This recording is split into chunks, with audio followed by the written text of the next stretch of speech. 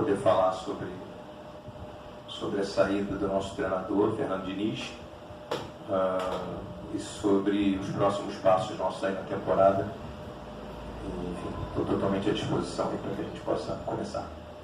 Oi, Mário, boa tarde. Duda Dal Ponte, Globo Sport TV. Queria te perguntar sobre a renovação dele, né? Porque ele foi renovado 33 dias antes da demissão. Eu queria entender o que mudou, né? Daquele pensamento de renovar o contrato com o treinador campeão da Libertadores até o momento de demissão depois de uma vitória só em 11 jogos no Brasileirão. Bom, mais uma vez, bom dia. Então, a gente aqui, quando comanda, né, uma instituição, um clube ou uma empresa, enfim, não importa, a gente toma as nossas decisões baseadas em conceitos que a gente tem. E no caso, quando eu fiz a renovação do Fernando, na verdade, eu fiz o alongamento do contrato dele, né? Tinha um contrato até dezembro de 24 e a gente programou o alongamento do contrato dele até o final de 25, né? Então foi uma extensão de contrato, na verdade. E essa extensão de contrato foi baseada naquilo que a gente acredita, que é tentar dar longevidade e estabilidade ao trabalho dos treinadores do Fluminense. Uma prova disso, que eu não sei se você sabe desse dado, né, mas estou te trazendo agora, o Fernando é o treinador mais longevo do Fluminense no século XXI. Então, nos últimos 25 anos, 24 anos, ele é o treinador que mais tempo ficou no cargo. O segundo é o Abel Braga. Curiosamente, os dois treinadores que mais apresentaram resultado nesse período. Curiosamente não é curiosamente, né? O tempo de trabalho faz com que a gente tenha bons resultados. Outro fato curioso é que, quando acabou a Libertadores, eu recebia centenas de milhares de mensagens pedindo que o contrato dele fosse renovado por 10 anos. Né? E para alguns amigos eu respondia dizendo: a legislação não permite no máximo 2. Né? Então, a Lei Geral do Esporte permite que os contratos de treinadores de futebol sejam no máximo por 2 anos, contratos de prazo determinado, que o contrato dele era um contrato com prazo determinado, início e fim. E nessa renovação, para vocês verem o quanto eu me preocupo com todo o contexto da instituição, eu fiz a extensão somente até o final do meu mandato. Eu poderia, pelo que a lei prevê, prorrogar até meados de 26, que é o máximo que a lei permite. Mas eu fiz uma prorrogação de 1 ano e meio, porque acreditava que o trabalho voltaria a dar os resultados que a gente vinha tendo. Né? Repetindo, da mesma forma que se o contrato dele não fosse dessa forma, por prazo determinado, a gente poderia ter perdido ele durante a Libertadores, quando ele era visto como o maior técnico brasileiro, por isso foi a seleção brasileira. Então, se naquele momento que ele foi a seleção brasileira, ele não tivesse um contrato a prazo com uma multa, porque é importante o torcedor saber que a multa vale para nós, mas vale também para se ele quiser sair. Então, se naquele momento que a gente brilhava na Libertadores, ele tivesse um contrato por prazo indeterminado, que é de mês a mês, que só tem um aviso prévio na saída, qualquer clube poderia tirá-lo sem pagamento da multa. Então, a multa é um resguardo para os dois lados. É um resguardo para o clube não perder o seu treinador, e é um resguardo para o treinador se o rompimento for feito antes do prazo final. Então, a gente fez a renovação naquele momento, na verdade, a gente anunciou a renovação há 33 dias atrás. Mas a gente vinha negociando a extensão do contrato dele desde o final da Recopa. Né? Mas assim, o Fernando é um cara muito de inspiração e transpiração no dia a dia. Então, você estava com ele, Fernando, precisa falar da extensão do seu contrato. Não, deixa para semana que vem, enfim, logo depois da Recopa. E aí, em algum momento, a gente começou a discutir mesmo o prazo, se a gente ia alongar até final de 25, enfim, premiações em caso de conquista, remuneração, tudo isso. Enfim, aí essa discussão sai do campo presidente e treinador e passa para diretor executivo, diretor de planejamento e advogados do clube, que eu começo a discutir contrato e essas coisas. E é isso, assim, a gente fez a extensão do contrato até o final de 25, então foi por mais 1 ano e meio, 18 meses, acreditando que a gente pudesse voltar a ter a performance que a gente tinha tido, não especificamente o resultado. né? E aí já vai a resposta, que certamente vai vir a pergunta de quais os motivos fizeram que a gente rompesse o contrato. É que a gente acreditava que nós íamos retornar a performance e aí, consequentemente, os resultados. E até aqui vai uma explicação à torcida. Não existe especificamente um número de derrotas ou uma derrota específica num jogo. Existe uma avaliação técnica do trabalho que, obviamente, vinha sendo feita ao longo da temporada, não ao longo dos últimos 33 dias. Só que naquele momento a gente estava classificado na Libertadores, classificado na Copa do Brasil, mal no Brasileiro, mas em muito início de Brasileiro, e a gente acreditava que a gente já conseguia voltar a ter a performance. Por que a gente não está tendo essa performance? Não estava tendo. E vamos falar o português claro. Já era meio ano, 6 meses, a gente tentando reencontrar um elo, a performance. E isso a gente conversava no dia a dia com o próprio Fernando. E aí chega um momento em que futebol, ele tem o trabalho, né? Ele tem o dia a dia, ele tem a performance, ele tem o resultado e ele tem o ambiente também. Não estou falando do ambiente interno, que nosso ambiente interno aqui fala por nós mesmos, né? A despedida do Fernando ontem foi um dos momentos mais emocionantes assim, que a gente já viveu aqui dentro. Como foi em 2019, só que em 2019 era um outro contexto, fomos só eu, ele e o Paulo que conversamos, enfim. Mas a emoção de 19 foi a mesma do que ontem, só que ontem com um grupo de pessoas muito maior, que tornou a despedida muito mais bonita. Mas a gente estava tentando encontrar o caminho. Só que o presidente de um clube de futebol, pelo menos aqui no Fluminense eu penso dessa forma, não há nada mais importante do que o Fluminense aqui dentro. O Fluminense é a coisa mais importante daqui. Não é o Mário Bittencourt, não é o Fernando Diniz. Nós somos instrumentos, ferramentas para fazer o Fluminense vencer, brilhar. Os jogadores também, que estão aqui, mas todos nós vamos passar. E o Fluminense vai seguir. E como comandante do clube, nesse momento, com a concordância, a orientação, a aquiescência, o debate, aqui a gente costuma dizer internamente que não tem vencedor nem vencido. Então eu sempre vou dizer para vocês que a decisão, ela parte do departamento de futebol, junto com a presidência, e que a gente chega num consenso e opta por tomar uma decisão. Essa decisão é uma decisão consensual, nossa, interna, de que a gente tentou resgatar a performance, e quando eu falo para você de ambiente, não era interno, é um ambiente no geral. E aí, a coisa mais importante do clube é o clube e a torcida. Isso é mais ou menos a mesma coisa. O clube e a torcida são a mesma coisa. E a gente precisa voltar a encontrar caminhos para o time vencer, para a gente poder ver a nossa torcida parar de sofrer e parar de sangrar. Porque a verdade é que a torcida não está contra nós e nunca estará, e nunca esteve. Ela sangra, ela sofre, entendeu? E a gente sofre também. Porque a gente é torcedor, e no meu caso sou torcedor e presidente. Então é uma posição difícil, ter que tomar uma decisão, sabendo que a gente ia fazer um rompimento doloroso, mas a vida é feita de rompimentos dolorosos em alguns momentos. Isso não significa que um dia nós não vamos resgatar essa relação com o Fernando, mais lá na frente, até o Fluminense com outras pessoas aqui, não significa que não. Mas nesse momento era preciso romper. A vida nos traz rompimentos pessoais, de pessoas que nos deixam às vezes, que vão embora, que falecem, que vão embora, relacionamentos terminam, entre amigos, entre pessoas que se relacionam de forma amorosa, e o que tem que ficar é o que a gente construiu.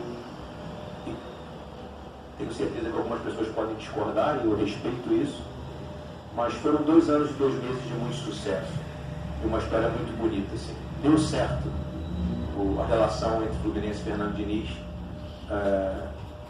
porque fez a gente ganhar, foi um dos fatores que fez a gente ganhar o título mais bonito da história do Fluminense até aqui. Eu espero que ganhe mais vários iguais àquele. Enfim, e ainda estamos esse ano disputando o bicampeonato dessa competição. Então é isso, assim, com relação... E para terminar a questão da multa, para finalizar a resposta e passar para outra, a gente, como é a nossa relação, nós ontem, quando discutimos a saída, obviamente que negociamos um acordo de redução da multa, de parcelamento dela, E para que os torcedores fiquem absolutamente tranquilos, não tem absolutamente nada que eu faça aqui que não seja pensando sempre no Fluminense. E ainda mais tranquilos que todos os treinadores que passaram aqui na minha gestão, alguns tiveram um contrato prazo determinado e outros não, porque no início da gestão o clube tinha uma situação financeira muito difícil e eu não queria correr esse risco de ter que pagar uma multa, mas corri o risco de perder o treinador e perdi o Odair aqui assim. Nós éramos quinto colocados do Campeonato Brasileiro, o contrato não tinha multa, ele recebeu uma proposta do mundo árabe e o Fluminense não recebeu multa nenhuma porque o contrato era de mês em mês por prazo indeterminado. Então só para vocês entenderem a situação que passa o presidente do clube.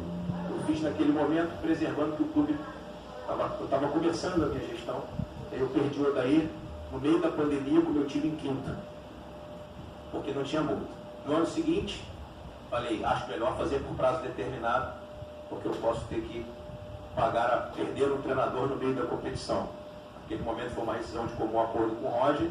Depois de um Abel Braga, a gente não fez um contrato com multa, porque o Abel falou para mim, certamente é meu último trabalho como treinador na carreira.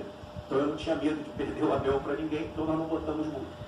E o Fernando, a gente colocou a multa, na verdade a multa não é a gente que coloca, só para vocês saberem, a multa é da CLT, artigo 479, que é 50% do que resta do contrato até o final. Então uma multa que está na lei. O Mário Bittencourt não inventou a lei, nem os advogados do Fernando pediram para colocar uma multa que não seja uma multa da lei, né? Que é a mesma multa que vale se o treinador for embora.